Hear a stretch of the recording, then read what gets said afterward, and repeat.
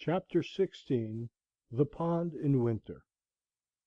After a still winter night, I awoke with the impression that some question had been put to me which I had been endeavoring in vain to answer in my sleep, as what, how, when, where. But there was dawning Nature, in whom all creatures live, looking in at my broad windows with serene and satisfied face, and no question on her lips. I awoke to an answered question, to Nature and daylight. The snow lying deep on the earth, dotted with young pines, and the very slope of the hill on which my house is placed, seemed to say, "Forward." Nature puts no question and answers none which we mortals ask. She has long ago taken her resolution. O Prince, our eyes contemplate with admiration and transmit to the soul the wonderful and varied spectacle of this universe. The night veils without doubt a part of this glorious creation, but day comes to reveal to us this great work, which extends from earth even into the plains of the ether. Then to my morning work. First I take an axe and pail and go in search of water, if that be not a dream. After a cold and snowy night it needed a divining rod to find it. Every winter the liquid and trembling surface of the pond, which was so sensitive to every breath, and reflected every light and shadow, becomes solid to the depth of a foot or a foot and a half, so that it will support the heaviest teams, and perchance the snow covers it to an equal depth, and it is not to be distinguished from any level field. Like the marmots in the surrounding hills, it closes its eyelids and becomes dormant for 3 months or more. Standing on this snow-covered plain, as if in a pasture amid the hills, I cut my way first through a foot of snow, and then a foot of ice, and open a window under my feet, where, kneeling to drink, I look down into the quiet parlor of the fishes, pervaded by a softened light as through a window of ground glass, with its bright sanded floor the same as in summer. There a perennial waveless serenity reigns, as in the amber twilight sky, corresponding to the cool and even temperament of the inhabitants. Heaven is under our feet as well as over our heads. Early in the morning, while all things are crisp with frost, men come with fishing reels and slender lunch, and let down their fine lines through the snowy field to take pickerel and perch, wild men, who instinctively follow other fashions and trust other authorities than their townsmen, and by their goings and comings stitch towns together in parts where else they would be ripped. They sit and eat their luncheon in stout fear-noughts on the dry oak leaves on the shore, as wise in natural lore as the citizen is in artificial. They never consulted with books, and know and can tell much less than they have done. The things which they practice are said not yet to be known. Here is one fishing for pickerel with grown perch for bait. You look into his pail with wonder as into a summer pond, as if he kept summer locked up at home, or knew where she had retreated. How, pray, did he get these in midwinter? Oh, he got worms out of rotten logs since the ground froze, and so he caught them. His life itself passes deeper in nature than the studies of the naturalist penetrate, himself a subject for the naturalist. The latter raises the moss and bark gently with his knife in search of insects. The former lays open logs to the core with his axe, and moss and bark fly far and wide. He gets his living by barking trees. Such a man has some right to fish, and I love to see nature carried out in him. The perch swallows the grub worm, the pickerel swallows the perch, and the fisherman swallows the pickerel, and so all the chinks in the scale of being are filled. When I strolled around the pond in misty weather, I was sometimes amused by the primitive mode which some ruder fisherman had adopted. He would perhaps have placed alder branches over the narrow holes in the ice, which were 4 or 5 rods apart and an equal distance from the shore, and having fastened the end of the line to a stick to prevent its being pulled through, have passed the slack line over a twig of the alder a foot or more above the ice, and tied a dry oak leaf to it, which, being pulled down, would show when he had a bite. These alders loomed through the mist at regular intervals as you walked halfway round the pond. Ah, the pickerel of Walden! When I see them lying on the ice, or in the well which the fisherman cuts in the ice, making a little hole to admit the water, I am always surprised by their rare beauty, as if they were fabulous fishes, they are so foreign to the streets, even to the woods, foreign as Arabia to our conquered life. They possess a quite dazzling and transcendent beauty which separates them by a wide interval from the cadaverous cod and haddock whose fame is trumpeted in our streets. They are not green like the pines, nor gray like the stones, nor blue like the sky; but they have to my eyes, if possible, yet rarer colors, like flowers and precious stones, as if they were the pearls, the atomized nuclei, or crystals of the Walden water. They, of course, are Walden all over and all through, are themselves small Waldens in the animal kingdom, Waldenses. It is surprising that they are caught here, that in this deep and capacious spring, far beneath the rattling teams and chaises and tinkling sleighs that travel the Walden road, this great golden emerald fish swims. I never chance to see its kind in any market. It would be the cynosure of all eyes there. Easily, with a few convulsive quirks, they give up their watery ghosts, like a mortal translated before his time to the thin air of heaven. As I was desirous to recover the long-lost bottom of Walden Pond, I surveyed it carefully before the ice broke up, early in '46, with compass and chain and sounding line. There have been many stories told about the bottom, or rather no bottom, of this pond, which certainly had no foundation for themselves. It is remarkable how long men will believe in the bottomlessness of a pond without taking the trouble to sound it. I have visited two such bottomless ponds in one walk in this neighborhood. Many have believed that Walden reached quite through to the other side of the globe. Some who have lain flat on the ice for a long time, looking down through the elusive medium, perchance with watery eyes into the bargain, and driven to hasty conclusions by the fear of catching cold in their breasts, have seen vast holes into which a load of hay might be driven, if there were anybody to drive it, the undoubted source of the Styx and entrance to the infernal regions from these parts. Others have gone down from the village with a 56 and a wagon load of inch rope, but yet have failed to find any bottom; for while the 56 was resting by the way, they were paying out the rope in the vain attempt to fathom their truly immeasurable capacity for marvellousness. But I can assure my readers that Walden has a reasonably tight bottom, at a not unreasonable, though at an unusual, depth. I fathomed it easily with a cod line and a stone weighing about 1.5 pounds, and could tell accurately when the stone left the bottom, by having to pull so much harder before the water got underneath to help me. The greatest depth was exactly 102 feet, to which may be added the 5 feet which it has risen since, making it 107. This is a remarkable depth for so small an area, yet not an inch of it can be spared by the imagination. What if all ponds were shallow? Would it not react on the minds of men? I am thankful that this pond was made deep and pure for a symbol. While men believe in the infinite, some ponds will be thought to be bottomless. A factory owner, hearing what depth I had found, thought that it could not be true, for, judging from his acquaintance with dams, sand would not lie at so steep an angle. But the deepest ponds are not so deep in proportion to their area as most suppose, and if drained would not leave very remarkable valleys. They are not like cups between the hills, for this one, which is so unusually deep for its area, appears in a vertical section through its center not deeper than a shallow plate.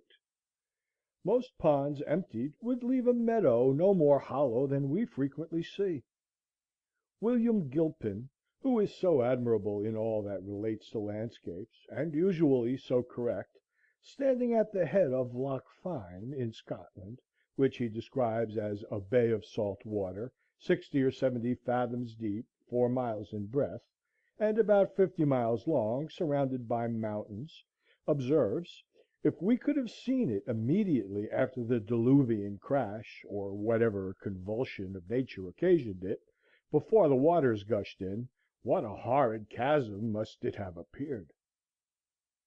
So high is heaved the tumid hills, so low down sunk a hollow bottom, broad and deep, capacious bed of waters. But if, using the shortest diameter of Loch Fyne, we apply these proportions to Walden, which, as we have seen, appears already in a vertical section only like a shallow plate, it will appear 4 times as shallow. So much for the increased horrors of the chasm of Loch Fyne when emptied. No doubt many a smiling valley with its stretching cornfields occupies exactly such a horrid chasm from which the waters have receded, though it requires the insight and the farsight of the geologist to convince the unsuspecting inhabitants of this fact.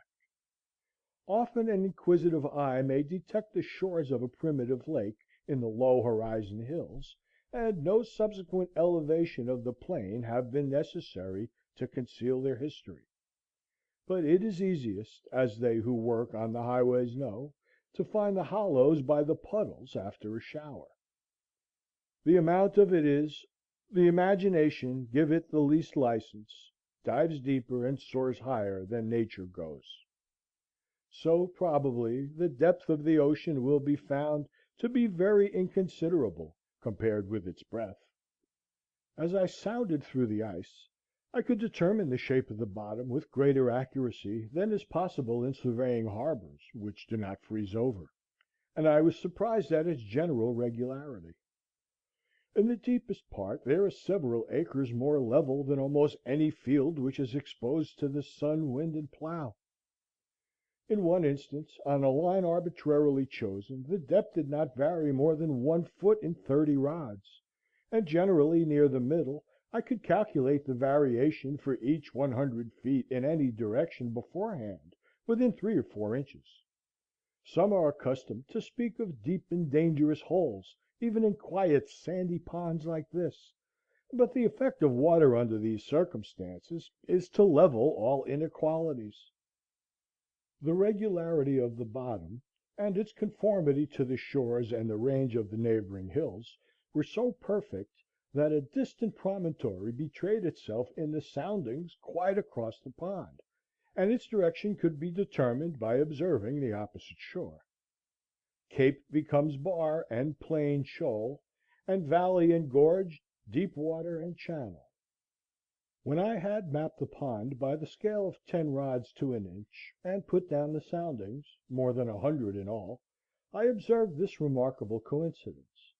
Having noticed that the number indicating the greatest depth was apparently in the center of the map, I laid a rule on the map lengthwise, and then breadthwise, and found to my surprise that the line of greatest length intersected the line of greatest breadth exactly at the point of greatest depth, notwithstanding that the middle is so nearly level, the outline of the pond far from regular, and the extreme length and breadth were got by measuring into the coves. And I said to myself, who knows but this hint would conduct to the deepest part of the ocean as well as of a pond or puddle? Is not this the rule also for the height of mountains, regarded as the opposite of valleys? We know that a hill is not highest at its narrowest part. Of 5 coves, 3, or all which had been sounded, were observed to have a bar quite across their mouths, and deeper water within, so that the bay tended to be an expansion of water within the land, not only horizontally but vertically, and to form a basin or independent pond, the direction of the 2 capes showing the course of the bar. Every harbor on the sea coast also has its bar at its entrance.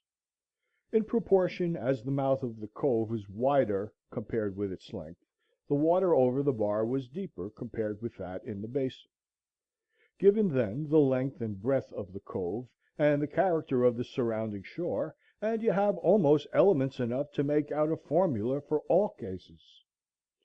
In order to see how nearly I could guess with this experience at the deepest point in a pond, by observing the outlines of a surface and the character of its shores alone, I made a plan of White Pond, which contains about 41 acres, and, like this, has no island in it, nor any visible inlet or outlet; and as the line of greatest breadth fell very near the line of least breadth, where two opposite capes approached each other and two opposite bays receded, I ventured to mark a point a short distance from the latter line, but still on the line of greatest length, as the deepest. The deepest part was found to be within 100 feet of this, still farther in the direction to which I had inclined, and was only 1 foot deeper, namely 60 feet. Of course, a stream running through, or an island in the pond, would make the problem much more complicated. If we knew all the laws of nature, we should need only one fact, or the description of one actual phenomenon, to infer all the particular results at that point. Now we know only a few laws, and our result is vitiated, not of course by any confusion or irregularity in nature, but by our ignorance of essential elements in the calculation. Our notions of law and harmony are commonly confined to those instances which we detect, but the harmony which results from a far greater number of seemingly conflicting, but really concurring laws, which we have not detected, is still more wonderful. The particular laws are as our points of view. As to the traveller, a mountain outline varies with every step, and it has an infinite number of profiles, though absolutely but one form. Even when cleft or bored through, it is not comprehended in its entireness. What I have observed of the pond is no less true in ethics. It is the law of average. Such a rule of the two diameters not only guides us toward the sun in the system and the heart in man, but draws lines through the length and breadth of the aggregate of a man's particular daily behaviors and waves of life into his coves and inlets, and where they intersect will be the height or depth of his character. Perhaps we need only to know how his shores trend, and his adjacent country or circumstances, to infer his depth and concealed bottom. If he is surrounded by mountainous circumstances, an Achillean shore whose peaks overshadow and are reflected in his bosom, they suggest a corresponding depth in him; but a low and smooth shore proves him shallow on that side. In our bodies, a bold projecting brow falls off to and indicates a corresponding depth of thought.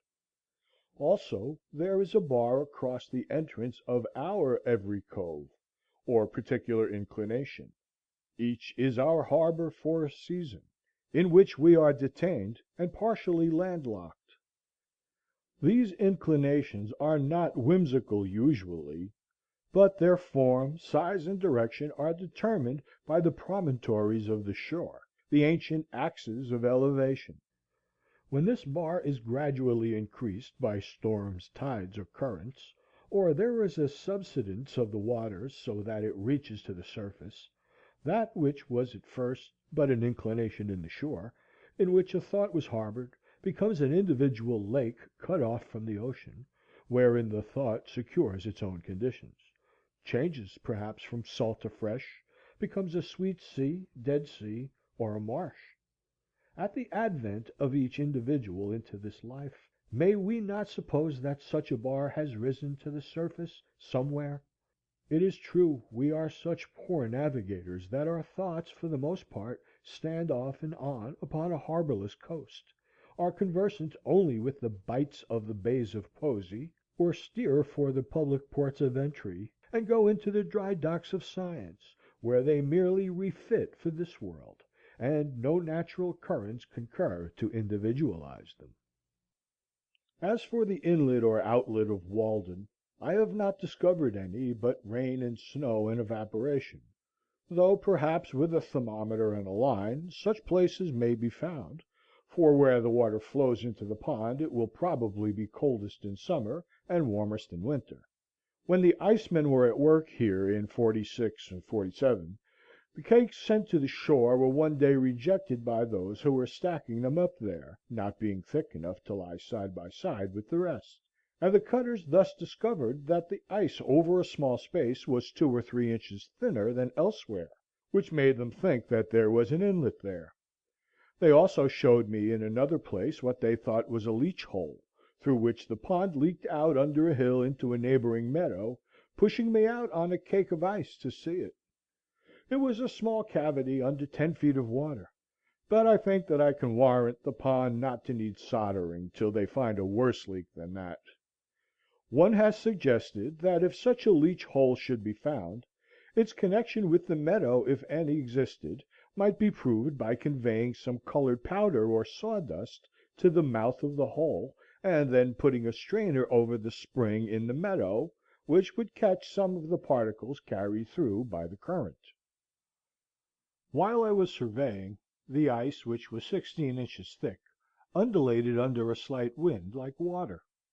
It is well known that a level cannot be used on ice. At 1 rod from the shore, its greatest fluctuation, when observed by means of a level on land directed toward a graduated staff on the ice, was 3/4 of an inch, though the ice appeared firmly attached to the shore. It was probably greater in the middle. Who knows but if our instruments were delicate enough we might detect an undulation in the crust of the earth? When 2 legs of my level were on the shore and the third on the ice, and the sights were directed over the latter, a rise or fall of the ice of an almost infinitesimal amount made a difference of several feet on a tree across the pond. When I began to cut holes for sounding, there were 3 or 4 inches of water on the ice under a deep snow, which had sunk it thus far; but the water began immediately to run into these holes, and continued to run for 2 days in deep streams, which wore away the ice on every side, and contributed essentially, if not mainly, to dry the surface of the pond; for, as the water ran in, it raised and floated the ice. This was somewhat like cutting a hole in the bottom of a ship to let the water out. When such holes freeze, and a rain succeeds, and finally a new freezing forms a fresh smooth ice over all, it is beautifully modeled internally by dark figures, shaped somewhat like a spider's web, what you may call ice rosettes, produced by the channels worn by the water flowing from all sides to a centre. Sometimes also, when the ice was covered with shallow puddles, I saw a double shadow of myself, one standing on the head of the other, one on the ice, the other on the trees or hillside. While yet it is cold January, and snow and ice are thick and solid, the prudent landlord comes from the village to get ice to cool his summer drink. Impressively, even pathetically wise, to foresee the heat and thirst of July, now in January, wearing a thick coat and mittens, when so many things are not provided for. It may be that he lays up no treasures in this world which will cool his summer drink in the next. He cuts and saws the solid pond, unroofs the house of fishes, and carts off their very element and air, held fast by chains and stakes like corded wood, through the favoring winter air to wintry cellars, to underlie the summer there. It looks like solidified azure, as far off it is drawn through the streets. These ice cutters are a merry race, full of jest and sport, and when I went among them they were wont to invite me to saw pit fashion with them, I standing underneath. In the winter of '46–47 there came 100 men of Hyperborean extraction swooped down on our pond one morning, with many carloads of ungainly looking farming tools, sleds, ploughs, drill barrows, turf knives, spades, saws, rakes, and each man was armed with a double-pointed pike staff, such as is not described in the New England farmer or the cultivator. I did not know whether they had come to sow a crop of winter rye, or some other kind of grain recently introduced from Iceland. As I saw no manure, I judged that they meant to skim the land, as I had done, thinking the soil was deep and had lain fallow long enough. They said that a gentleman farmer, who was behind the scenes, wanted to double his money, which, as I understood, amounted to $500,000 already. But in order to cover each one of his dollars with another, he took off the only coat, ay, the skin itself, of Walden Pond, in the midst of a hard winter. They went to work at once, ploughing, barrowing, rolling, furrowing, in admirable order, as if they were bent on making this a model farm. But when I was looking sharp to see what kind of seed they dropped into the furrow, a gang of fellows by my side suddenly began to hook up the virgin mould itself, with a peculiar jerk, clean down to the sand, or rather the water, for it was a very springy soil, indeed all the terra firma there was, and haul it away on sleds. And then I guessed that they must be cutting peat in a bog. So they came and went every day, with a peculiar shriek from the locomotive, from and to some point of the polar regions, as it seemed to me, like a flock of Arctic snowbirds. But sometimes Squaw Walden had her revenge, and a hired man, walking behind his team, slipped through a crack in the ground down towards Tartarus, and he who was so brave before suddenly became but the ninth part of a man, almost gave up his animal heat, and was glad to take refuge in my house, and acknowledge that there was some virtue in a stove. Or sometimes the frozen soil took a piece of steel out of a ploughshare, or a plough got set in the furrow, and had to be cut out. To speak literally, 100 Irishmen with Yankee overseers came from Cambridge every day to get out the ice. They divided it into cakes by methods too well known to require description, and these, being sledded to the shore, were rapidly hauled off on to an ice platform, and raised by grappling irons and block and tackle, worked by horses, onto a stack as surely as so many barrels of flour, and there placed evenly side by side, and row upon row, as if they formed the solid base of an obelisk designed to pierce the clouds. They told me that in a good day they could get out 1,000 tons, which was the yield of about 1 acre. Deep ruts and cradle holes were worn in the ice as on terra firma, by the passage of the sleds over the same track, and the horses invariably ate their oats out of cakes of ice hollowed out like buckets. They stacked up the cakes thus in the open air, in a pile 35 feet high on one side, and 6 or 7 rods square, putting hay between the outside layers to exclude the air; for when the wind, though never so cold, finds a passage through, it will wear large cavities, leaving slight supports or studs only here and there, and finally topple it down. At first it looked like a vast blue fort or Valhalla, but when they began to tuck the coarse meadow hay into the crevices, and this became covered with rime and icicles, it looked like a venerable moss-grown and hoary ruin built of azure-tinted marble, the abode of Winter, that old man we see in the almanac, his shanty, as if he had a design to estivate with us. They calculated that not 25 per cent of this would reach its destination, and that 2 or 3 per cent would be wasted in the cars. However, a still greater part of this heap had a different destiny from what was intended, for, either because the ice was found not to keep so well as was expected, containing more air than usual, or for some other reason, it never got to market.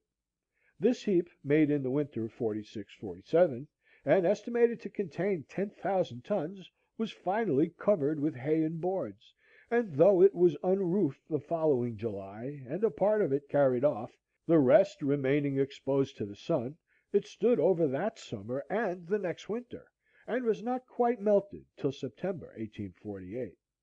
Thus the pond recovered the greater part.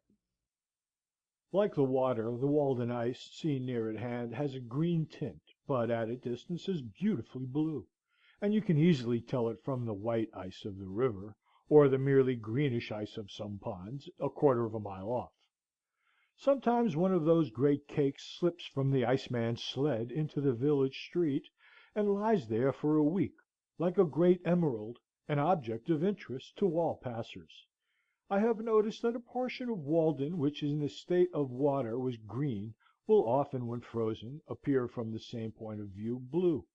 So the hollows about this pond will sometimes in the winter be filled with a greenish water, somewhat like its own, but the next day will have frozen blue. Perhaps the blue color of water and ice is due to the light and air they contain, and the most transparent is the bluest. Ice is an interesting subject for contemplation. They told me that they had some in the ice houses at Fresh Pond 5 years old, which was as good as ever. Why is it that a bucket of water soon becomes putrid, but frozen remains sweet forever? It is commonly said that this is the difference between the affections and the intellect. Thus for 16 days I saw from my window 100 men at work, like busy husbandmen, with teams and horses, and apparently all the implements of farming, such a picture as we see on the first page of the almanac. And as often as I looked out I was reminded of the fable of the lark and the reapers, or the parable of the sower, and the like.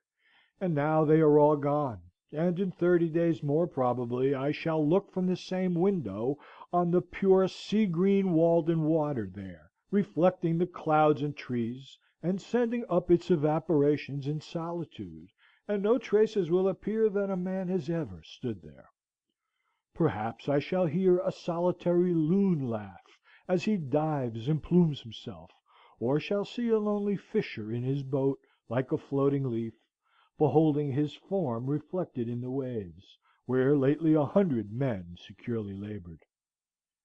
Thus it appears that the sweltering inhabitants of Charleston and New Orleans, of Madras and Bombay and Calcutta, drink at my well. In the morning I bathe my intellect in the stupendous and cosmogonal philosophy of the Bhagavad Gita, since whose composition years of the gods have elapsed, and in comparison with which our modern world and its literature seem puny and trivial. And I doubt if that philosophy is not to be referred to a previous state of existence, so remote is its sublimity from our conceptions. I lay down the book and go to my well for water, and lo, there I meet the servant of the Brahmin, priest of Brahma and Vishnu and Indra, who still sits in his temple on the Ganges reading the Vedas, or dwells at the root of a tree with his crust and water jug. I meet his servant, come to draw water for his master, and our buckets, as it were, grate together in the same well. The pure Walden water is mingled with the sacred water of the Ganges. With favoring winds it is wafted past the site of the fabulous islands of Atlantis and the Hesperides, makes the periplus of Hanno, and floating by Ternate and Tidor and the mouth of the Persian Gulf, melts in the tropic gales of the Indian seas, and is landed in ports of which Alexander only heard the names. Chapter 17